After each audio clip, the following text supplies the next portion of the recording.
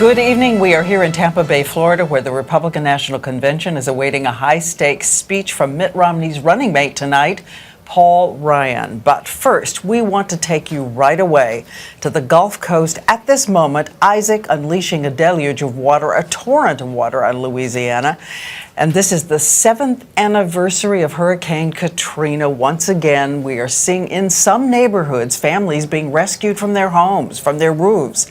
And take a look at the pictures still coming in. Houses underwater, boats and helicopters trying to help families fleeing for safety, dogs in hand. And at this hour, Isaac is now considered a tropical storm, but it's a super soaker and virtually stalled over Louisiana more than 20 inches of rain after winds that did gust up to 100 miles per hour. Officials, though, say the levees are holding. Our extreme weather team spent the day in the storm zone, and ABC's weather editor Sam Champion once again starts us off in New Orleans tonight. Sam. Good evening, Diana. We are once again along the Mississippi River in New Orleans. If you think about it, Isaac's only officially been a visitor in Louisiana for probably about 24 hours, but it has been torrential rain and in general about 7 to 14 inches of rain coming in that time. But there are some extreme exceptions. Take a look at the map here. We're going to show you Araby. It's an area in the 9th Ward, and that is about 22 inches of rain in that area, probably about 22 and a half inches of rain. And then there's 17 inches of rain in Audubon Park. That is just a neighborhood in New Orleans, and we think that some areas have had more rain than that, and it is likely that we'll see incredible rainfall totals from the system as it continues to move up. Its path, by the way, puts it about 1 p.m. Thursday in northern Louisiana, 1 p.m. Friday in northern Arkansas, 1 p.m. Saturday in central Missouri. And if you look at the map here, it's about 1 p.m. on Saturday in central Illinois, brushes by the Great Lakes, and then finds itself in central Ohio by the time we get into Monday. That's a long time for a tropical system to be making its way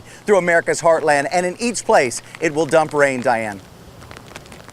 A lot of rain and possible flooding. Thanks, Sam. And now we want to move on to ABC's Bill Weir in one of those hardest hit communities Sam mentioned on the Louisiana coast, Plaquemines Parish. And Bill covered Katrina, as did Sam, and he is back there tonight.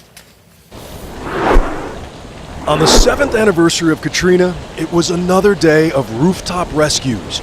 Because while the new $14 billion federal levee system around New Orleans held tight, Isaac proved too much for the old earthen levees out in the rural suburbs south of town.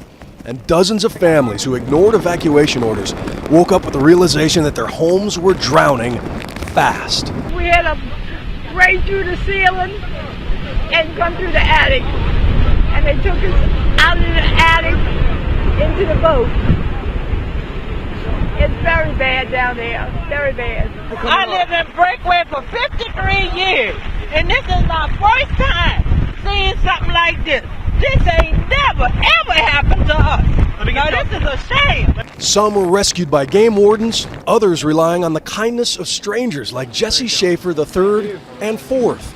After watching a dozen feet of rising water swallow their home in less than an hour, the father-son Samaritans jumped into their fishing boats in the pre-dawn dark and went hunting for the helpless. Each says he saved around 60 people and dozens of pets. You know, if they were caught in the attic, it's hard to know if they were in there or not, if they couldn't have hacked their way out. We never seen anything like this, not even Katrina.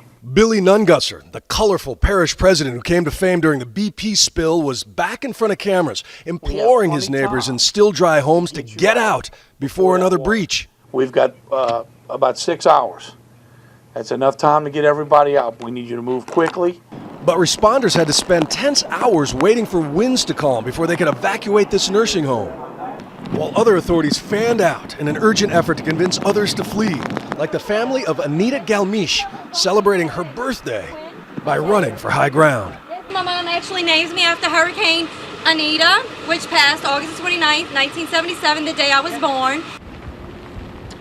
She was born under a water sign, I guess you could say. Now, as for the people who may need to be rescued from their attics, from their rooftops down in Plaquemines, the Coast Guard is sending 2 helicopters from Pensacola with hoists, with rescue divers. Diane, a lot of people here saying no one thought there would be more roof rescues 7 years after Katrina, given this was just a Category 1 storm, but all this water throwing a wrench into another day in New Orleans.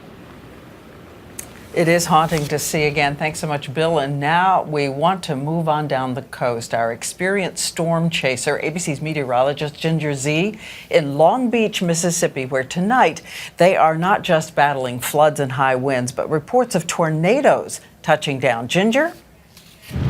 Diane, I am standing on what was Highway 90. The storm surge has been pushing up and over, flooding this highway. The median is right in front of me, but there's no chance in seeing it. And this needle-like rain and pounding winds have been with us all day. Also inland, major flooding going on. Hundreds of roads are closed just in the state of Mississippi.